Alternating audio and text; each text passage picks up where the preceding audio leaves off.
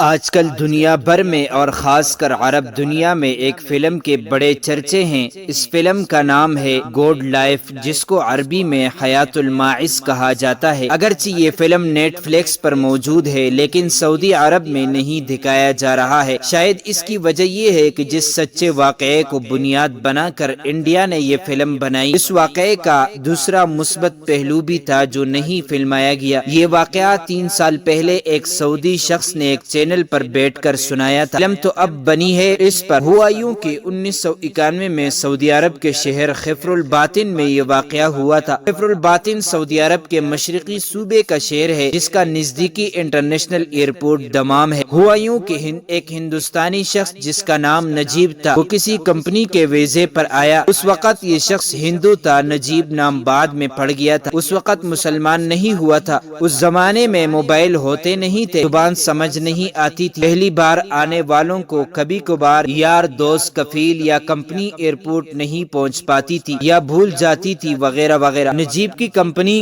نجیب کو لینے ایئرپورٹ نہیں آئی۔ اسے نہیں معلوم تھا کمپنی کون سے شہر میں ہے۔ اس دوران ایک سعودی شہری نے اس سے بات چیت کی کوشش کی۔ ظاہری بات ہے سمجھ کسی کو بھی نہیں آئی ایک دوسرے کی بات۔ سعودی شہری نے شاید اپنا ورکر سمجھ کے اس کو اپنے ساتھ جانے کا اشارہ کیا یا جان بوجھ کر اسے ساتھ لے جانے کی کوشش کی۔ اللہ کو علم ہوگا۔ نجیب اس کے ساتھ چل پڑا۔ وہ شخص نجیب کو لے کر اپنے جانوروں کے طبیلے لے گیا۔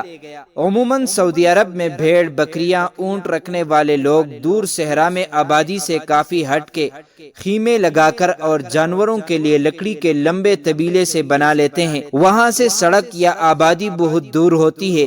نجیب کو وہاں لے جا کر جانوروں کو چرانے پر لگا دیا۔ زبان کی بندش کی وجہ سے کچھ نہیں ہو پا رہا تھا۔ مختصر یہ کہ نجیب وہاں 5 سال اپنے گھر سے دور صحرا میں بغیر تنخواہ کے جانور چراتا رہا۔ معمولی سا کھانا ملتا تھا اور بس یہ سب کچھ۔ 5 سال بعد نجیب نے موقع پایا، اپنے کفیل کو کسی لوہے کے راڈ سے سر پر مارا۔ وہاں سے کسی طرح بھاگنے میں کامیاب ہوا۔ بعد میں معلوم ہوا کہ اس کا کفیل اس راڈ کے وار سے انتقال کر گیا تھا۔ ادھر نجیب سڑک تک پہنچ گیا۔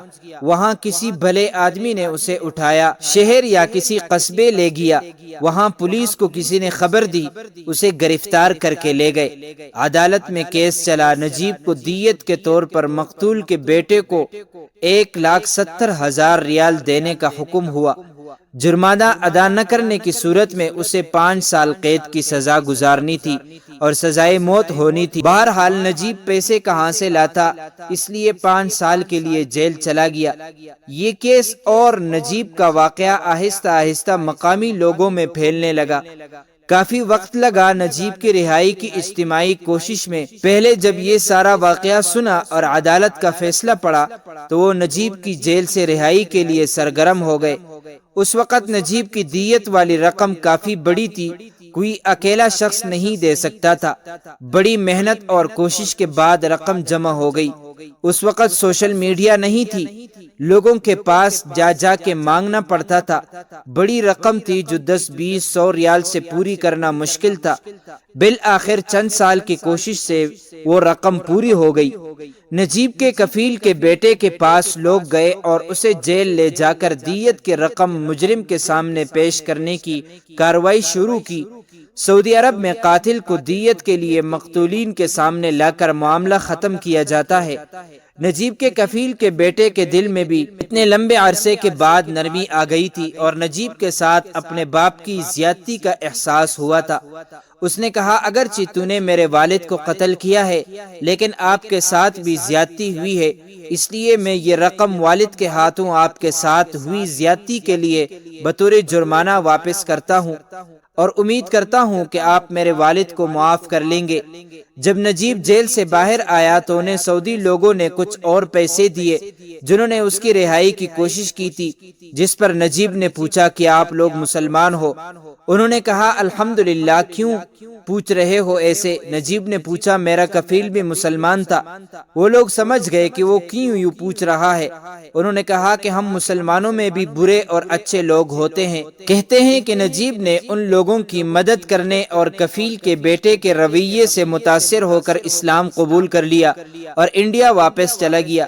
تو یہ تھی مکمل کہانی جسے ایک سعودی نے 3 سال پہلے سنائی تھی۔ یوٹیوب پہ مل جائے گی عربی زبان میں۔ انڈیا نے آدھا ادھورا قصہ فلمایا ہے۔ بات یہ ہے کہ ایسے کئی واقعات ہوئے ہیں اور شاید ہو رہے ہوں، لیکن پورے سعودی معاشرے کو ایسا سمجھنا نہایت غلط ہوگا۔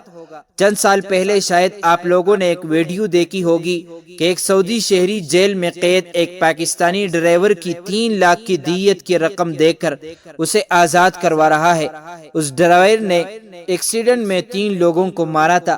دراصل انڈین کی طرف سے یہ فلم اس لیے بنائی گئی تاکہ مسلمانوں کے درمیان اختلاف پیدا ہو سکے۔ عرب جو کہ ایک مسلم ملک ہے، وہاں کے لوگوں سے نفرت پیدا ہو جائے۔